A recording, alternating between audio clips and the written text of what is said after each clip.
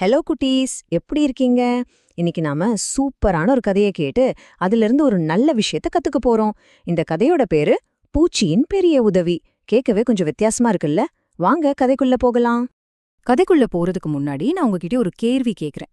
ஒரு சின்ன பூச்சியால, அதாவது நம்ம கண்டுக்கே சரியா தெரியாத ரொம்ப ரொம்ப குட்டியான ஒரு உயிரினத்தால மிகப்பெரிய உதவி செய்ய முடியுமா? என்ன குட்டீஸ் யோசிக்கிறீங்களா?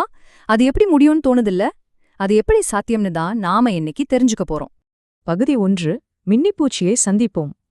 வாங்க, நம்ம கதையோட குட்டி ஹீரோவை இப்ப பார்க்கலாம். இவதான் மின்னி. மின்னி ஒரு அழகான தோட்டத்துல வாழ்ற ரொம்ப ரொம்ப குட்டியான ஒரு பூச்சி. அந்த தோட்டம் பார்க்கவே அவ்ளோ அழகா, வண்ண வண்ண பூக்கள், பெரிய பெரிய மரங்கள்னு செம்மையா இருக்கும். ஆனா நம்ம மின்னி அந்த பெரிய தோட்டத்திலேயே அவதான் ரொம்ப ரொம்ப குட்டி. பார்க்கறதுக்கே அவ்ளோ கியூட்டா இருப்பா. ஆனா அந்த தோட்டத்துல இருக்கிற மத்த பெரிய பூச்சிகள் எல்லாம் என்ன பண்ணுவாங்க தெரியுமா? நம்ம மின்னிய பார்த்து எப்பவும் கிண்டல் பண்ணிட்டே இருப்பாங்க. "ஹஹ, இவ்வளவு சின்ன பூச்சி என்ன செய்ய போகுது?" அப்படின்னு ரொம்ப கெத்தா பேசுவாங்க. ஆனா இங்கதான் ஒரு ட்விஸ்ட்.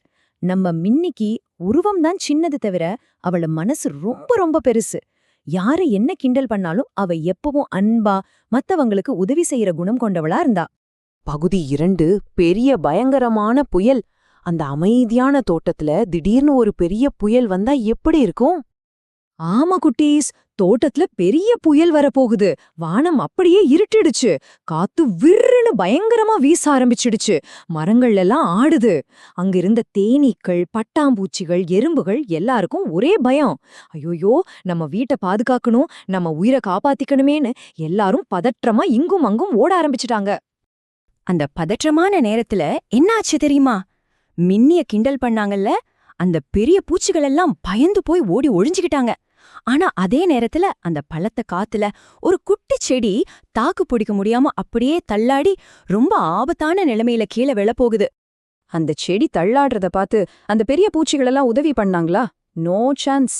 செடி விழட்டும், நமக்கென்ன அப்படின்னு ரொம்ப சுயநலமா நினைச்சிட்டு அவங்க பாட்டுக்கு ஓடிட்டாங்க. மத்தவங்களுக்கு ஒரு கஷ்டம் வரும்போது தங்களால முடிஞ்ச உதவிய செய்யாம தப்பிச்சு போறது எவ்ளோ தப்புன்னு பாத்தீங்களா? பகுதி 3. ஒரு தைரியமான சிறிய உதவியாளர். எல்லாருமே ஓடிப்போன அந்த பயங்கரமான நேரத்துல நம்ம சின்ன பூச்சி மின்னி என்ன பண்ணான்னு பாக்கலாமா? மின்னி ரொம்ப உறுதியா நினைச்சா, நான் சின்னவளா இருக்கலாம், ஆனா உதவி செய்யலாமே.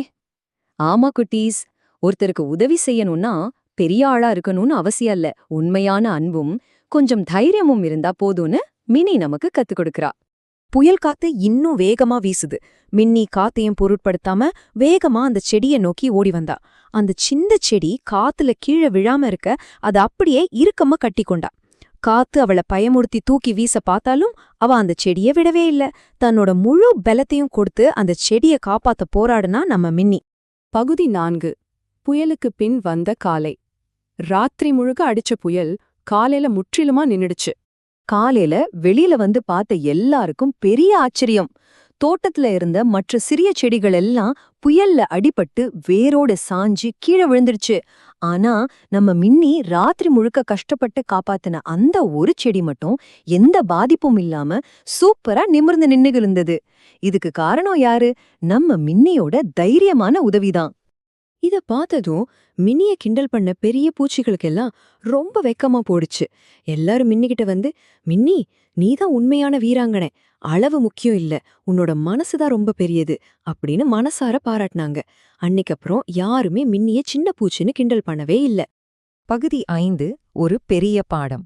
குட்டீஸ், ஒருத்தரோட உருவத்தை மட்டும் வச்சு அவங்கள குறைச்சு மதிப்பிடக்கூடாதுங்கிறதுக்கு மின்னி ஒரு சூப்பரான உதாரணம். இந்த கதையிலிருந்து நாம 2 விஷயங்களை கத்துக்கிறோம். 1, நல்ல மனசும் நல்ல செயலும் தான் நம்மை பெரியவராக்கும். நாம மத்தவங்களுக்கு இரக்கத்தோட உதவி செய்யும்போதுதான் நம்ம குணமும் அழகாகி நாம ஒரு சிறந்த மனிதரா மாறுறோம். 2, உருவத்தை வச்சு எடை போடக்கூடாது. பெருசா இருக்கிறவங்க தான் பெரிய காரியம் செய்யணும்னு இல்ல, சின்னவங்களாலும் தைரியமான விஷயங்களை செய்ய முடியும். இந்த கதையோட மெயின் பாயிண்ட் இதுதான் குட்டீஸ். அளவு இல்ல, உதவிக்காக இருக்கும் மனசே முக்கியம். நம்ம உடம்பு பெருசா இருக்கா சின்னதா இருக்காங்கிறது மேட்டரே இல்ல. ஆனா மத்தவங்களுக்கு ஒரு கஷ்டம்னா உதவி செய்ய துடிக்கிற ஒரு நல்ல இதயம் நமக்கு இருக்கா, அதுதான் ரொம்ப ரொம்ப முக்கியம். அந்த மனசுதான் நம்மள ஒரு ரியல் ஹீரோவா மாத்தும். அதனால குட்டீஸ், நீங்க எல்லாரும் மின்னி மாதிரி ஒரு நல்ல மனச வளர்த்துக்கணும்னு நான் ஆசைப்படுறேன். இப்போ சொல்லுங்க, இன்று நீங்க யாருக்கு உதவி செய்து பெரிய ஹீரோவா போகிறீங்க? அது உங்க ஃப்ரெண்டா இருக்கலாம், வீட்ல அம்மா அப்பாவா இருக்கலாம், அல்லது தெருவுல பாக்குற ஒரு குட்டி விலங்கா கூட இருக்கலாம். சின்ன உதவியா இருந்தாலும் அதை அன்போட செய்யுங்க. நீங்களும் மின்னி மாதிரியே ஒரு ஹீரோ தான். அடுத்த முறை இன்னொரு சூப்பரான கதையோட உங்களை சந்திக்கிறேன்.